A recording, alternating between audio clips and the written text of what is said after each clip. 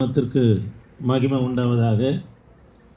இந்த 8வது நாள் உபவாச கூட்டத்திற்கு வந்திருக்கிற உங்கள் யாவரையும் கர்த்தராகிய இயேசுவின் நாமத்தினால் வாழ்த்துகிறேன். கர்த்தர் உங்களை ஆசீர்வதிப்பாராக. ஆமென். அல்லேலூயா. சரி, நாம் தொடர்ந்து இந்த 21 நாள் அளவும் செய்தியுடைய தலைப்பு என்னன்னா, கிறிஸ்துவின் மரணத்தில் சம்பந்தப்பட்டவர்களை குறித்து தியானித்து கொண்டு வருகிறோம். தேவ பிள்ளைகளே, இன்றைக்கு 2 பேரை குறித்து வருகிற நாட்களை நம்ம தெளிவாய் பார்க்க போகிறோம். நேரம் இல்லாத பட்சத்தில் இயேசு கிறிஸ்துவுக்கு நிக்கோதேமு மெல்லிய வஸ்திரத்தை கொண்டு வந்தார். அரிமத்தியா ஊரானாகிய யோசேப்பு தனக்கென்று வெட்டி வைத்திருந்த கல்லறையை கர்த்தருக்கு கொடுத்தார். இதை தியானித்து இன்றைக்கு நம்ம முடிக்க போகிறோம். கர்த்தருடைய வார்த்தையை கவனிக்கலாம். தேவ பிள்ளைகளே, இயேசு கிறிஸ்து சிலுவையில் இருக்கிறார். லுங்கினஸ் என்கின்ற 100க்கு அதிபதியாக இருக்கிற இவர் தான் இயேசு கிறிஸ்துடைய விழாவில் என்னவனா ஈட்டினால் நம்மனா குத்தினார். பாருங்க, மேலிருந்து 3 விழா எலும்பும் கீழே இருந்து 4 விழா எலும்புக்கு இடையில் ஈட்டி பாய்ந்தது. தேவ பிள்ளைகளை, பாய்ந்த பிற்பாடு ரத்தமும் தண்ணீர் என்னவனா பீரிட்டு வந்தது என்று சொல்லி வேதத்தில் பார்க்கிறோம். இயேசு கிறிஸ்து மரித்தார் என்று அறிந்து கொண்ட பிற்பாடு அவரை சிலுவையில் இருந்து இறக்குறாங்க. அதுக்கு பிற்பாடு தான் வலது பக்கத்தில் அறையப்பட்ட கள்ளன் டிஸ்மாஸும் இடது பக்கத்தில் அறையப்பட்ட கள்ளன் மிக்காவேல் என்னவனா மரித்தாங்க. லூக்கா இயேசு கிறிஸ்துவை பரிசோதித்து பார்க்கிறார். அவர் மரித்தார் என்று சொல்ல அவர் தான் சான்று கொடுக்கிறார். இயேசு கிறிஸ்துவை பரிசோதித்து பார்க்கிறார். லூக்கா அரசாங்க மருத்துவராக இருக்கிற அவர் பரிசோதித்து பார்த்த உடனே இவர் மரித்தார் என்று என்னவனா சான்று கொடுக்கிறார். அல்லேலூயா. தேவ பிள்ளைகளை, அவர் மரித்த உடனே இயேசு கிறிஸ்துவ சிலுவையில் இருந்து இறக்கி ஒரு பாறையில் கலத்துறாங்க. மரியாம தான் போயிட்டு என்ன பண்ணாங்கன்னா இயேசுவை தன் மடியில் நம்மனா கலத்தி கொண்டு இருக்கும்போது நிக்கோதேமு மெல்லிய வஸ்திரத்தை நம்மனா கொண்டு வருகிறார். கொண்டு வந்து இயேசு கிறிஸ்து மேலே போர்த்தும் போது லூக்கா தடுத்து இயேசு கிறிஸ்துடைய வாய் திறந்திருந்ததுனால தலையில் இருந்து இது வரைக்கும் ஒரு வெள்ளை துணியினால் நம்மனா வாயை இறுக்கி பிடித்தினவனா யார் கட்டினார் என்று சொன்னால் லூக்கா தான் கட்டினார். தேவ பிள்ளைகளே, கவனிக்கிறீங்களா? அல்லேலூயா. சரி, கவனிக்கலாம். பிரார்த்தனை போயிட்டு பலிரை சொல்லுகிறார், இயேசு மரித்து போனான்னு சொன்ன. அவர் மரித்தாரா? இத்தனை சீக்கிரத்தில் இயேசு மரித்தாரா என்று சொன்னபோது அதுக்கு பலிரை சொல்லுகிறார், அவர் மரித்து போனார் என்று சொல்லுகிறார். தேவ பிள்ளைகளே, அந்த மெல்லிய வஸ்திரம் 14 அடி நீளமும் 7 அடி அகலமும் 3 இன்ச்சு பருமனமும் உள்ள பருமன். திரும்ப சொல்கிறேன், 14 அடி நீளமும் 7 அடி அகலமும் 3 இன்ச்சு பருமனமும் உள்ள இந்த மெல்லிய வஸ்திரத்தினவனா நிக்கோதேமு எடுத்துன்னு வந்து இயேசு கிறிஸ்துவை சுற்றுவதற்கு முன்பதாக அவருக்கு தூய வெள்ளை போலத்தனவனா தலையிலிருந்து சரீரம் முழுவதும் என்ன பூசுகிறார். அல்லேலூயா. எத்தனை ராத்தல்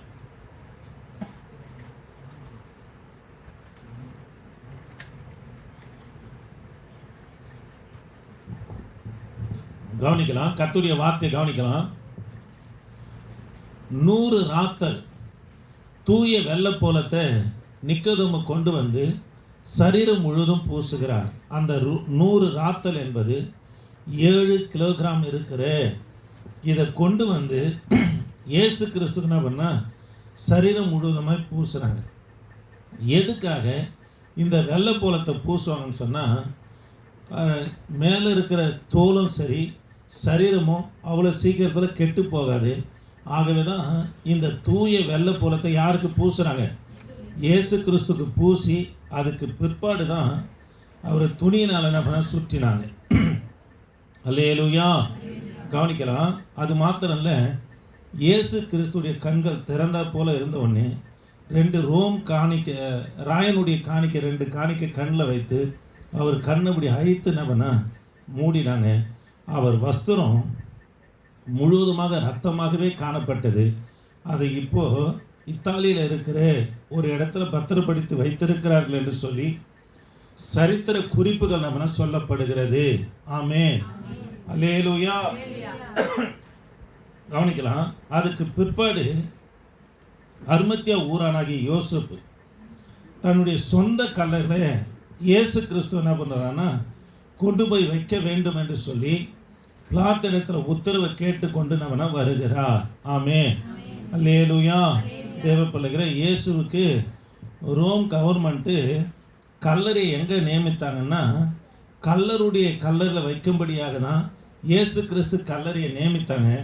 இதை குறித்து ஏசாயா தீர்க்க தரிசன புஸ்தகம் 53:9 வாசிக்கலாமா? அவருடைய பிரேதக்குழியை நியமித்தார்கள். ஆனாலும் அவர் மரித்தபோது ஐஸ்வர்யவானோடு இருந்தார். அவர் கொடுமை செய்யவில்லை, அவர் வாயில் வஞ்சனை இருந்ததும் இல்லை. கவனிக்கலாம். இது இயேசு கிறிஸ்து மரிப்பதற்கு 780 ஆண்டுகளுக்கு முன்பதாகவே ஏசாயா தீர்க்க தரிசனம் சொல்றாரு.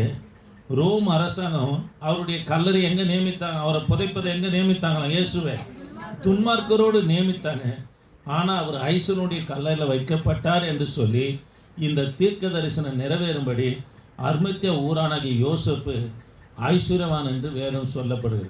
தனக்கென்று வெட்டி வைத்திருந்த கல்லறையில் இந்த ஐஸ்வர்யவான் இயேசு கிறிஸ்து கொண்டு போயினவனா தன்னுடைய கல்லறையில் வைத்தார் என்று சொல்லி பார்க்கிறோம். அல்லேலூயா. தேவ பிள்ளைகளே, இவங்க உயிரோடு இருக்கும்போது தனக்கென்று தான் நிலத்தில் என்னவனா கல்லறையை வெட்டி உள்ள வண்ணமான அதாவது சாயங்களை பூசி அழகழகான டிசைனாக படங்களை வரைந்து வைத்து வச்சுருப்பாங்க. அங்கங்கே வாசனை திரவங்கள் மாற்றுவதற்கு தேவையான அந்த பாறையிலே கொக்கி மாதிரி நம்மனா செய்து வைத்திருப்பாங்க. இந்த கல்லறையில் தான் யாரை கொண்டு போய் வைக்கிறார்னா அர்மத்தியா ஊரானாகிய யோசேப்பு இயேசு கிறிஸ்துடைய சரீரத்தை வைக்கிறார். ஆமென், அல்லேலூயா.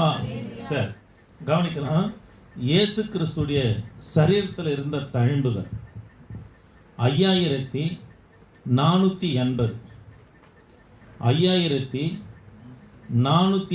தழும்புகள் இருந்தது. தலையில் மாத்திரம் 90 இடங்களிலே அவர் தலையில் முள் பதிக்கப்பட்டிருந்தது. இயேசு கிறிஸ்து 6.2 அடி உயரம். இயேசு கிறிஸ்துடைய அந்நாட்களில் இருந்த வெயிட் 85 கிலோ இருந்தார். ஆனால் அவர் சுமந்த சிலுவையினுடைய வெயிட் எவ்வளோன்னா 150 கிலோ உள்ள வெயிட்டை இயேசு கிறிஸ்து சுமந்தார். டிஸ்மாஸு மிக்காவை 2 கல்லருடைய சிலுவையினுடைய வெயிட்டு வெறும் 100 கிலோ தான். ஆனால் இயேசு கிறிஸ்துக்கு எத்தனை கிலோ? 150 கிலோ உள்ள எடை உள்ள சிலுவை என்ன பண்ணனா அவர் சுமந்தார். தேவ பிள்ளைகளை 19 இடங்களில் தலையில் 19 இடங்களில் முள் எடுக்க முடியல.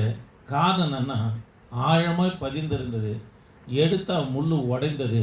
அதனால் 19 இடங்களில் இயேசு கிறிஸ்துடைய தலையில் இருந்த முள் என்ன பண்ணால் எடுக்கலை. புரியுதுங்களா சொல்றதெல்லாம்? அல்லேலூயா. இந்த 5480 தழும்புகளில் 150 தழும்புகள் ஆழமான தழும்புகளாக இருந்தது.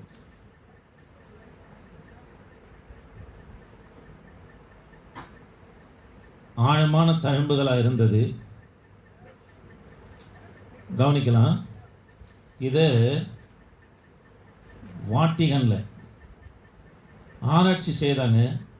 1987 இவ்வளோ தழும்புகளை வைத்து ஆராய்ச்சி செய்யும்போது 5480 தழும்புகளை 33 வகைகளாக நாம் பிரித்தாங்க. பிரித்த உடனே ஒரு டாக்டர், அந்த வாட்டிகன் யூனிவர்சிட்டியில் இருக்கிற அந்த டாக்டர் எழுந்து நின்று மனுஷுடைய சரீரத்திலும் வியாதிகளை, எவ்வளோ வியாதி இருக்குது, தலைவலி இருக்குது, எவ்வளோ வியாதிகள் இருக்குது, அந்த வியாதிகளை 33 வகையாக பிரிச்சிருக்கிறாங்க. கவனிங்க, இவருடைய சரீரத்தில் எத்தனை காயங்கள் இருந்தது? 5480 காயங்கள் இருந்தது. அதை 33 வகையாக பிரிக்கிறாங்க. சின்ன காயம், பெரிய காயம், ஆழமான காயம், நரம்புல பட்ட காயம், எலும்புல பட்ட காயம்னு சொல்லி எத்தனையா பிரிக்கிறாங்க? 33 பிரிக்கிறாங்க. மனுஷனுடைய சரீரத்தில் இருக்கிற வியாதியும் கூட பல வியாதி இருக்குது. அதை 33 பிரித்தாங்க. தேவ பிள்ளைகளே, அப்போது அந்த யூனிவர்சிட்டியில் இருந்த டாக்டர் எழுந்து நின்று இயேசுவின் தழும்புகளால் நாம் குணமானோம் என்று சொன்னார். அல்லேலூயா, அல்லேலூயா. அதனால் எப்பேற்பட்ட வியாதியாக இருந்தாலும் எல்லா வியாதிக்கும் இயேசுவானவர் கல்வாரி சிலுவையில் தன் சரீரத்தில் அந்த வியாதியை சுமந்து தீர்த்தவராக இருக்கிறார். அதனால் ஆண்டவரால் மரித்து நாறி போயிருந்த 4 நாள் நாறி போயிருந்த லாசருடைய சரீரத்தை கர்த்தர் உயிரோடு எழுப்புவாரனா, உன் சரீரத்தில் இருக்கிற வியாதியை சுகமாக்க தேவனால் முடியுமா? முடியாது. நிச்சயமாக முடியும். அது எப்பேற்பட்ட வியாதியாக இருந்தாலும் கர்த்தர் உன்னை குணமாக்கிடுவார். விசுவாசம் தாங்க, விசுவாசம் தாங்க. ஆண்டவர் எனக்காக கல்வாரி சிலுவையில் பட்ட பாடு இருக்குதே, அந்த பாடில் என் வியாதியும் ஒரு அதை சுமந்து தீர்த்துட்டான்னு சொல்லி நீங்கள் விசுவாசிப்பீர்களா, நிச்சயமாக என் தேவனாகிய கர்த்தர் உங்களுக்கு என்ன சுகம் தருவார். அல்லேலூயா, அல்லேலூயா. சரி, கவனிக்கலாம். மற்ற காரியத்தை வருகிற நாட்களில் நம்ம தியானிக்க போகிறோம் முழங்கால் படியில். அதனால் இந்த வியாதி இருக்குது, அந்த வியாதி இருக்குது, டாக்டர் சொன்னாங்க குணப்படுத்த முடியாது. டாக்டரே 1008 வியாதியில் இருக்கிறாங்க. புரியுதுங்களா? அவங்களே கடைசியாக என்ன சொல்கிறாங்கன்னா, நீங்கள் வணங்குற தெய்வம் தான் உங்களுக்கு சுகம் தரணும்னு சொல்கிறாங்க. ஏன்னா எல்லாவற்றிற்கும் மேலான டாக்டர் யாருன்னா நம்முடைய ஆண்டவர். ஆமாங்க, ஆண்டவர் உலக பரிகாரி இல்லை. இதை தான் யாத்திராகமம் 15 கர்த்தர் வாக்கு தத்தம் கொடுக்குறார். எகிப்துக்கு வர பண்ணின ஒரு வியாதியை நான் உனக்கு வர பண்ணேன், நானே உன் பரிகாரியான கர்த்தர் என்று சொல்லுகிறேன். அதனால் எப்பேற்பட்ட பலவீனமாக இருந்தாலும் என் தகப்பனுடைய காயங்களினாலே நான் சுகமாவேன் என்று நீங்கள் விசுவாசிப்பீர்களா, நிச்சயமாக கர்த்தர் சுகம் தருகிறார். ஆமே. முழங்கால் படிக்கலாமா? கர்த்தரை நோக்கி பார்க்கலாமா? கர்த்தரை நோக்கி பார்க்கலாமா? இயேசுவே, எல்லாரும் சோத்திரம் பண்ணலாம், சோத்திரம் பண்ணலாம், சோத்திரம் பண்ணலாம், சோத்திரம் பண்ணலாம்.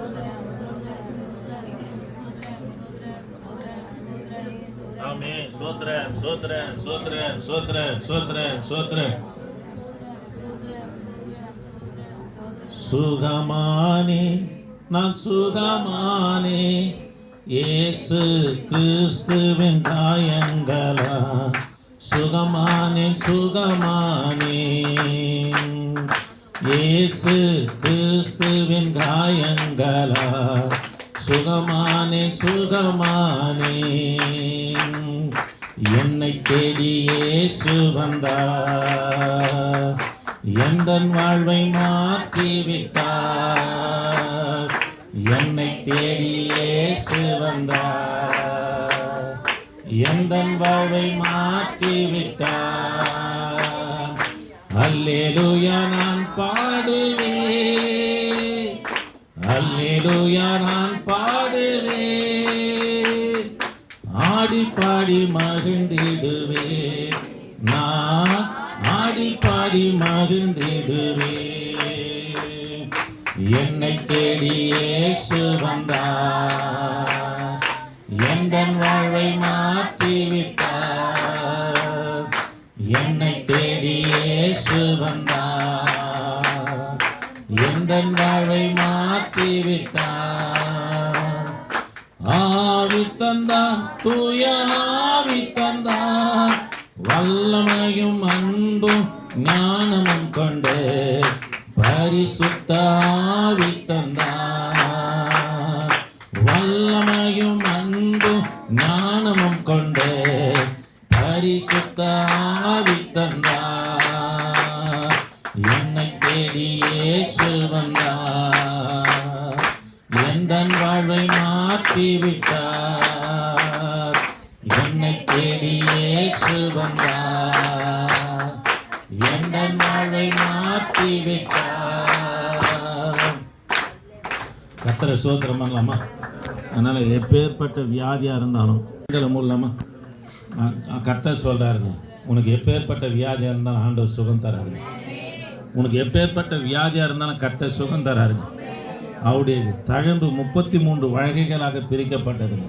மனுஷ சரீரத்திலையும் 33 வகையாக வியாதி பிரிக்கப்பட்டு இருக்குதுங்க. அதனால் ஆண்டவரால் சுகம் தர முடியாத காரியம் ஒன்றும் இல்லைங்க. அவர் தமது வசனத்தை அனுப்பி குணமாக்குறார் என்று சொல்லப்பட்டிருக்குது. கரங்களை உயர்த்தி கர்த்தரை சோத்திரம் பண்ணலாமா? இப்போது எல்லாம் பலவீனமாக நீங்கும்படியா, கர்த்தரை சுகப்படுத்தும்படியா கர்த்தரை சோத்திரம் பண்ணலாம். சோத்திரம் சோத்திரம் சோத்திரம் சோத்திரம் சோத்திரம் சோத்திரம்.